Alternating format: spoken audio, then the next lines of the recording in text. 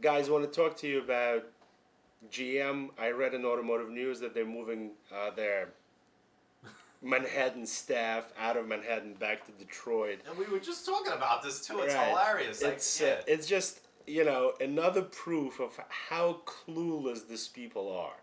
Right now, they feel that they need to be closer to their engineers instead of cab drivers. instead of cab drivers. Because Uber that's who drivers. buys, right.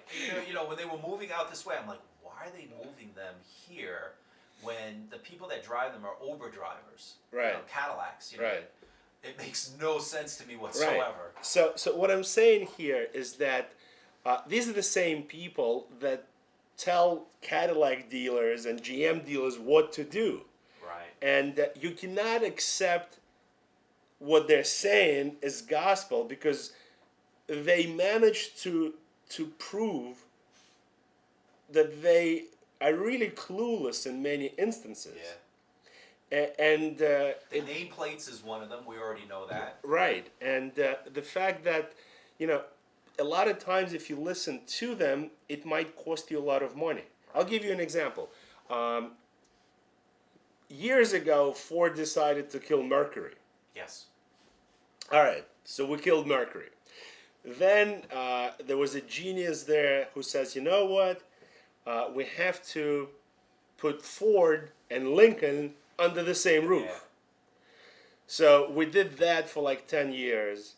And then another genius comes in with another degree and says, you know what? We got to make Lincoln a luxury brand. So now you got to build a separate standalone facility for it. The Lincoln Motor Car Company. What a stupid name, too. And now, right? So I mean, I feel bad if you're a Ford or Lincoln dealer, right? Because you have to basically say to yourself, I got to spend $5-10 million building a mausoleum for Lincoln. Meanwhile, how many Lincolns can you be possibly selling a month to justify that investment? I got a better one for you. Hyundai Genesis. Oh, right. The biggest mistake in the world. Right, same thing with Genesis. I understand that they want to build Genesis in a way that Toyota built Lexus. But Lexus, Infiniti and Lexus were smart. They came out as that. They didn't come out as Toyota and Nissan nameplates in the beginning. They came out with their own division right away. If Genesis would have came out with a Genesis store, they would be a lot more successful today. Hands down. They have to be. Right. But again, if you're a Hyundai dealer and you decided to be a Genesis dealer now, how do you justify the investment to build a standalone facility? They were actually forcing them. And if they didn't build their own space, like another building, they had to set aside space within the showroom. And how are dealers going to do that? It's so tight as it is. Right.